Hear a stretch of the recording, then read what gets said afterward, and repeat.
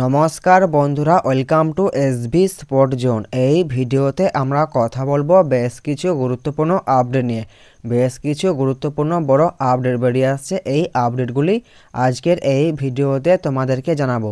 তো চলো বেশি দেরি না করে ভিডিওটা শুরু করা যাক। প্রথমেই আমরা যদি কথা বলি ইস্টবেঙ্গলের কোচ অস্কার বুজোকে নিয়ে, তো অস্কার বুজোকে নিয়ে যে বড় আপডেটটা বেরিয়ে আসছে সেটা হলো যেটা জানতে পারা যাচ্ছে যে অস্কার বুজোর সঙ্গে কথাবার্তা চালাচ্ছে এফসি গোয়া ম্যানেজমেন্ট।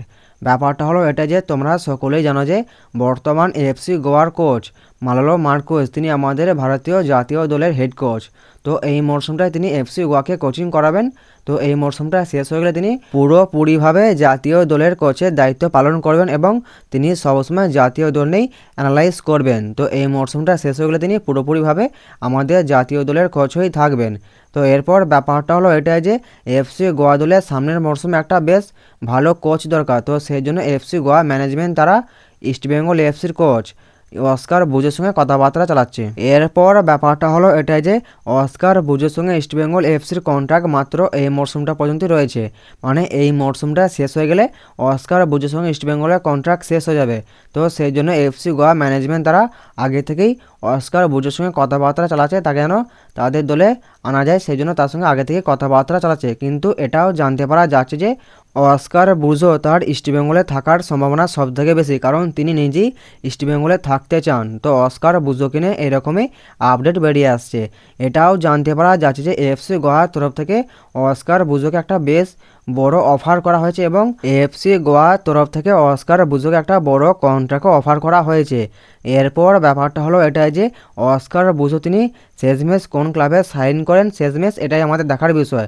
তিনি ইস্টবেঙ্গলে থাকেন না তিনি ইস্টবেঙ্গল ছেড়ে এফসি গোয়াতে সাইন করেন, এটাই এখন দেখার বিষয়। তো যতটা সম্ভব তার ইস্টবেঙ্গলে থাকার সম্ভাবনাই সবথেকে বেশি। এরকমই আপডেট বেরিয়ে আসছে, কিন্তু এফসি গোয়ার তরফ থেকে তাকে একটা বড় অফার করা হয়েছে।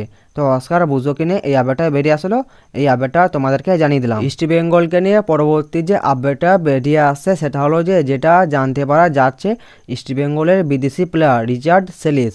তো রিচার্ড সেলিসকে নিয়ে যেটা জানতে পারা যাচ্ছে সেটা হলো যে রিচার্ড সেলিস তিনি একটা চোট পেয়েছেন। তো তিনি কত দিনের জন্য মাঠের বাইরে থাকবেন বা তিনি ইস্টবেঙ্গলের পরবর্তী ম্যাচে তিনি খেলবেন কি খেলবেন না সেটা নিয়েও এখনও ঠিক বলা যাচ্ছে না। তিনি একটা চোট পেয়েছেন। তো রিচার্ড সেলিসকে নিয়ে এরকমই একটা আপডেট বেরিয়ে আসছে। সেলিসের এই চোটের জন্য ইস্টবেঙ্গলের কোচ অস্কার বুজো তিনি একটু বিরক্তি বোধ করছেন, এরকমই জানতে পারা যাচ্ছে। এরপর ব্যাপারটা হলো এটা যে সেলিস তিনি চোট পেয়েছেন ঠিক কথা, কিন্তু তিনি কত দিনের জন্য মাঠের বাইরে থাকবেন সেটা নিয়ে এখনও পর্যন্ত কোনোরকম কোনো আপডেট বেরিয়ে আসেনি। তো ইস্টবেঙ্গলের প্লেয়ার রিচার্ড সেলিসকে নিয়ে এই আপডেটটাই তোমাদেরকে জানানো ছিল, এই আপডেটটা তোমাদেরকে জানিয়ে দিলাম। এরপর আমরা কথা বলবো কেরালা ব্লাস্টার এফসিকে নিয়ে। তো কেরালা ব্লাস্টার এফসিকে নিয়ে যে বড় আপডেটটা বেরিয়ে আসছে সেটা হলো যেটা জানতে পারা যাচ্ছে কেরালা ব্লাস্টার এফসির বিদেশি প্লেয়ার নোহা সাদেউ। তো নোহা সাদেউকে নিয়ে যেটা জানতে পারা যাচ্ছে যে তিনি একটা বড় চোট পেয়েছেন। তো সেই জন্য তিনি 2 সপ্তাহের জন্য তিনি মাঠের বাইরে থাকবেন। তো কেরালা ব্লাস্টার এফসির এই বিদেশি প্লেয়ার নোহা সাদেউ, তো নোহা সাদেউকে নিয়ে এই একটা বড় আপডেট বেরিয়ে আসছে। নোহা সাদেউয়ের এই চোটটা নিয়ে কেরালা ব্লাস্টার এফসির তরফ থেকে অফিসিয়ালভাবে জানিয়ে দেওয়া হয়েছে যে নোহা সাদেউ তিনি 2 সপ্তাহের বেশি মাঠের বাইরে থাকবেন। এরপর ব্যাপারটা হলো এটা যে নোহা সাদেউ তিনি মোহনবাগানের বিরুদ্ধে খেলতে পারছে না। তো মোহনবাগানের জন্য কিছুটা হলেও খুশির খবর। তো মোহনবাগান তারা এই কেরালা ব্লাস্টার এফসি ম্যাচে কিছুটা হলেও অ্যাডভান্টেজ পাবে এটা বলা যেতেই পারে, কারণ নোহা সাদেউ কেরালা ব্লাস্টার এফসির একটা গুরুত্বপূর্ণ প্লেয়ার। তো এই গুরুত্বপূর্ণ প্লেয়ার ছিটকে যাওয়ার ফলে মোহনবাগান একটু হলেও অ্যাডভান্টেজ পাবে এটা বলা যেতেই পারে। এরপর আমরা কথা বলবো মোহনবাগানকে নিয়ে। তো মোহনবাগানের বিদেশি স্ট্রাইকার জেমি ম্যাকলারেন। তো জেমি ম্যাকলারেনকে নিয়ে যেটা জানতে পারা যাচ্ছে সেটা হলো যে গতকাল মোহনবাগানের দল তারা যে অনুশীলন করেছে, তো সেই অনুশীলনে উপস্থিত ছিলেন জেমি ম্যাকলারেন, কিন্তু তিনি উপস্থিত থাকলেও তিনি গতকালের অনুশীলনে তিনি অনুশীলন করেননি। তো যেটা জানতে পারা যাচ্ছে যে তিনি গতকাল অনুশীলন করেননি, মাঠের বাইরে সাইড লাইনে দাঁড়িয়ে সতীর্থদের খেলা দেখছিলেন জেমি ম্যাকলারেন। যেটা জানতে পারা যাচ্ছে সেটা হলো যে তার পেশিতে সামান্য হালকা করে একটা অস্বস্তি রয়েছে, মানে তার পেশিতে একটা হালকা করে চোট রয়েছে। তো সেই জন্য গতকালের অনুশীলনে মলিনা মানে মোহনবাগানের কোচ মলিনা তাকে বিশ্রাম দিয়েছে। তো সেই জন্য জেমি ম্যাকলারেন তিনি গতকালের অনুশীলনে অনুশীলন করেননি, তিনি সাইড লাইনে দাঁড়িয়ে তার সতীর্থদের খেলা দেখছিলেন। তিনি যেটা জানতে পারা যাচ্ছে সেটা হলো যে আজকে মোহনবাগানের যে অনুশীলন আছে, তো সেই অনুশীলনে জেমি ম্যাকলারেন তিনি উপস্থিত থাকবেন এবং তিনি অনুশীলন করবেন। তো তাকে নিয়েই কেরালা বোর্ডের ছক কষছেন মলিনা। মোহনবাগানকে নিয়ে পরবর্তী তোমাদেরকে যেটা জানাবো সেটা হলো যে আর কত পয়েন্ট পেলে মোহনবাগান এবারে লিগ সিলটা পাবে। তো যতটা সম্ভব যেটা জানতে পারা যাচ্ছে সেটা হলো যে মোহনবাগান তারা যদি 4টে ম্যাচের মধ্যে 2টো ম্যাচ তারা জিততে পারে, মানে মোহনবাগান তাদেরকে লিগ সিল্ড পেতে হলে আর তাদের 6টা পয়েন্ট লাগবে, তাহলেই তারা এবারে লিগ সিল্ডটা আবার পেয়ে যাবে, মানে দ্বিতীয়বারের জন্য তারা আবার লিগ সিল্ড পেয়ে যাবে।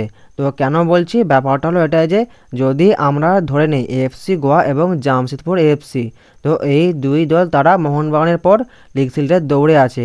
তো এই দুই দল তারা যদি পরপর সব ম্যাচ জিতে যায়, তো সেই অনুসারেই ধরা হয়েছে যে এএফসি গোয়া এবং জামশেদপুর এএফসি এই দুই দল তাদের পরবর্তী সব ম্যাচগুলোতে যদি তারা সবকটাতেই জেতে, তো সেই অনুসারেই ধরা হয়েছে তাহলে মোহনবাগানকে আর 2টো ম্যাচ জিততে হবে। মোহনবাগানের আর 4টে ম্যাচের মধ্যে মোহনবাগানকে আর 2টো ম্যাচ জিতে তাদেরকে 6টা পয়েন্ট তুলতে হবে। তো এই 4টে ম্যাচের মধ্যে মোহনবাগানকে টোটাল 6টা পয়েন্ট তুলতে হবে। তো এরপর ব্যাপারটা হলো এটাই যে যদি এএফসি গোয়া এবং জামশেদপুর এএফসি তাদের পরবর্তী ম্যাচগুলোতে পয়েন্ট লস করে তাহলে হয়তো ব্যাপারটা একটু অন্যরকম হবে। তো এখনও পর্যন্ত মানে এখনকার হিসেব অনুসারে মোহনবাগানকে 6টা পয়েন্ট পেতে হবে যতক্ষণ না জামশেদপুর এএফসি এবং এএফসি গোয়া পয়েন্ট লস করছে। তো তারা পয়েন্ট লস করলে মোহনবাগানের পয়েন্টটা একটু কমবে, মানে 6টা পয়েন্ট লাগবে না তাদের যদি জামশেদপুর এফসি এবং এফসি গোয়া তারা পয়েন্ট লস করে। আজকের এই ভিডিওতে তোমাদেরকে এই আপডেটগুলো জানানো ছিল, এই আপডেটগুলো তোমাদেরকে জানিয়ে দিলাম। ভিডিওটা যদি ভালো লাগে ভিডিওটা অবশ্যই একটা লাইক করে দিও, যারা আমাদের চ্যানেলে প্রথমবার আসবে চ্যানেলটা অবশ্যই সাবস্ক্রাইব করে দিও। তো দেখা হচ্ছে নতুন কোনো একটা ভিডিওতে।